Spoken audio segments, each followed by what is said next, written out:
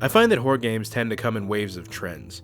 When Resident Evil 4 came out, countless other horror games were released that felt very similar. When one game about hiding from enemies without the ability to fight back becomes popular, we get a ton of other games in the genre that does the same thing. When PT or Silent Hills came out, or didn't, which still hurts to this day, many other games also followed in its footsteps. Even some of the most beloved franchises of them all followed suit.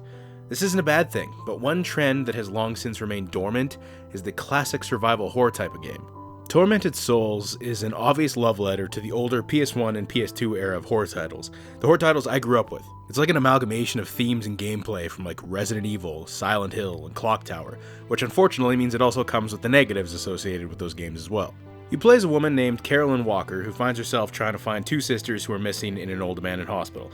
Pretty simple premise. She's not an interesting character by any means. It doesn't help that the voice acting in this game is absolute garbage juice. What the hell is going on here? My child, you are pale. What happened to you? A person in a wheelchair with knives in his hands was chasing me.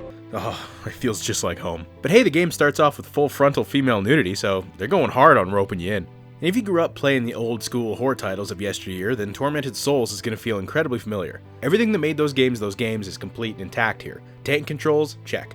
Fixed camera angles? Check. Auto-aiming in every new room to make sure there's no enemies just off screen? Check. Only being able to save with tapes and not having any and dying an unfair bullshit death and having to restart like an hour of progress? Fucking check. You collect items, complete puzzles, collect keys, scour for health and ammo. It's all here. So if you didn't like all those things from that era of horror, then you're not gonna like Tormented Souls. The enemies in the game kind of look like something you'd see out of maybe Silent Hill or The Suffering. Does anybody remember The Suffering? Basically horribly deformed mutants made into twisted forms of themselves. Limbless torsos that hop around spitting blood at you, bodies with razor hands stuck to wheelchairs, stuff like that.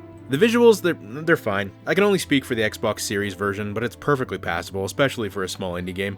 The best part of it though is easily the musical score done by Nix the Shield. It's fantastic, and it instantly transported me back straight to like 2002 with the Resident Evil Remake soundtrack. Nailed it out of the park. I feel like a lot of people are sleeping on Tormented Souls. I don't really see anybody talking about it.